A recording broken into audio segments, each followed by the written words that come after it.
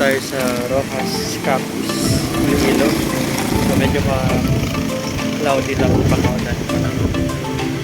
So maghahanap kami ng pwedeng maliguan na beach or bye-bye dito sa Rojas. Kasi tayo sa bye-bye sa dagat. Nakikita po natin. Medyo mawalan lang ngayon. So tingnan natin kung makakapag hindi ko tayo konti. Kapag tayo medyo maulan ng hangin dito sa Rojas, bye-bye dagat. So naliligo na kami actually sa ulan.